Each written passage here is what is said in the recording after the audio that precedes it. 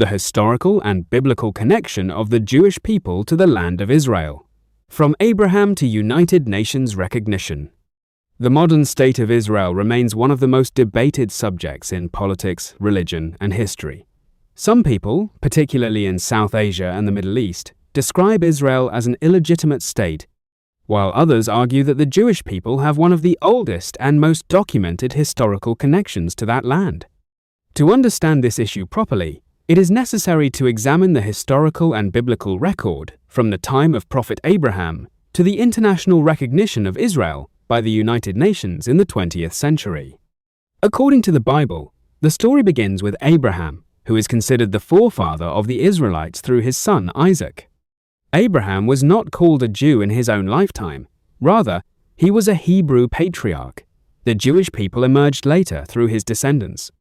The book of Genesis records that God called Abraham from Mesopotamia and brought him into the land of Canaan, which largely corresponds to the area of modern-day Israel and the Palestinian territories.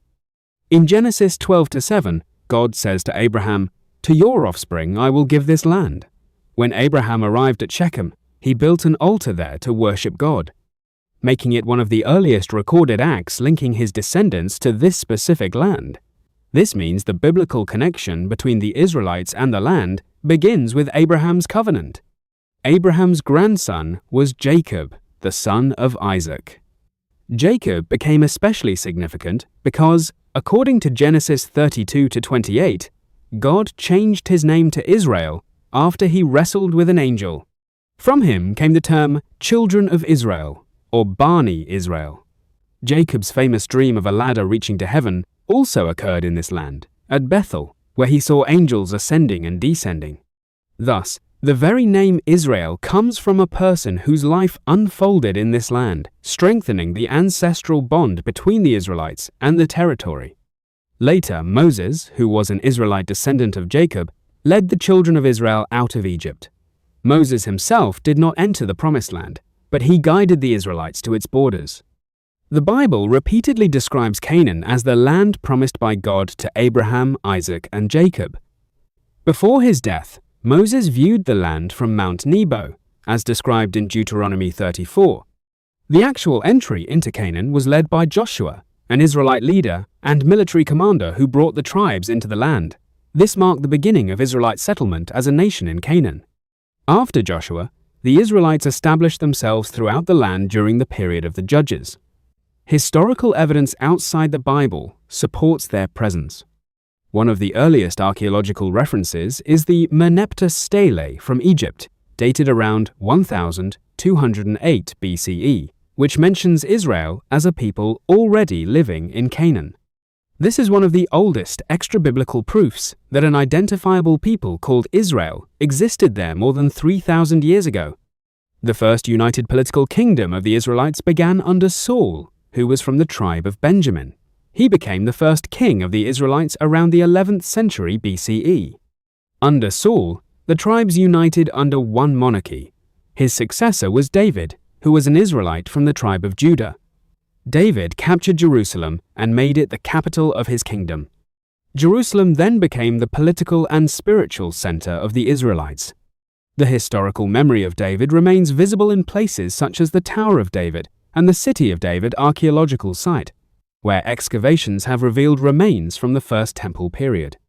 Archaeologists also discovered the Tel Dan Stele in 1993, which mentions the House of David.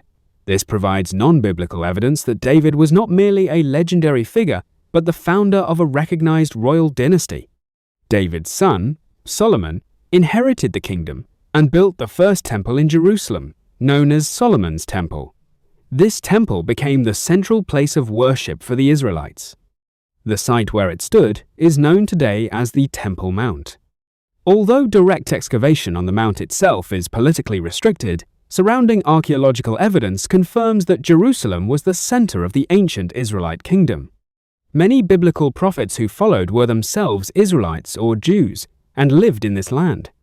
Isaiah, Jeremiah, and Ezekiel were prophets associated with the kingdom of Judah, while Elijah and Elisha served in the northern kingdom of Israel. Their ministries all took place in the same land. showing that the religious history of the Israelites was deeply rooted there over many centuries. Jesus Christ also lived in this land. Historically, Jesus was a Jew, born into a Jewish family in Roman Judea. He was born in Bethlehem, raised in Nazareth, preached throughout Galilee and Judea, and was crucified in Jerusalem under Roman authority. Therefore, the central events of Christianity also took place in the Jewish homeland of that period, further confirming the significance of this land in biblical history. Archaeology provides substantial evidence of Jewish civilization in the land.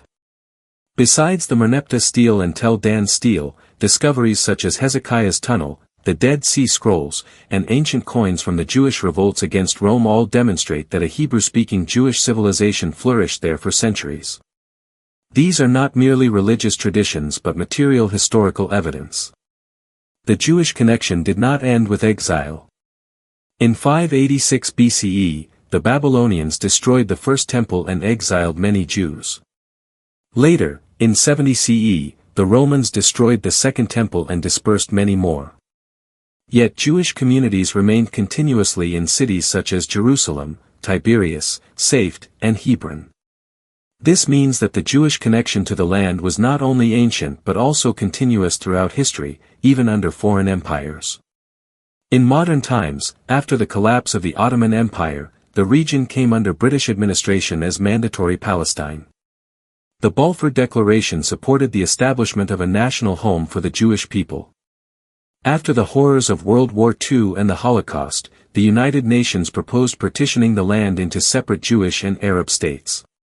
On November 29, 1947, the UN General Assembly adopted Resolution 181, recommending this partition. Jewish leaders accepted the proposal, while Arab leaders rejected it.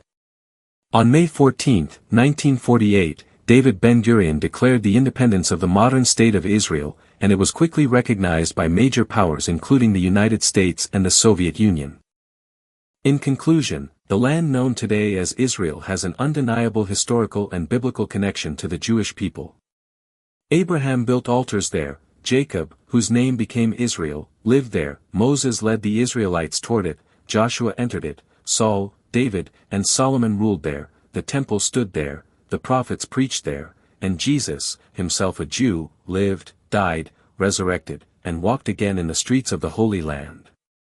Archaeology confirms an ancient Israelite presence, while modern international law recognized the State of Israel through the United Nations in the 20th century. Therefore, it is historically accurate to say that the Jewish people have a very ancient ancestral, religious, and historical connection to the land. While modern political debates also involve the rights and history of Palestinians, the claim that Jews have no historical roots in that land is not supported by biblical tradition, archaeology, or much of recorded history.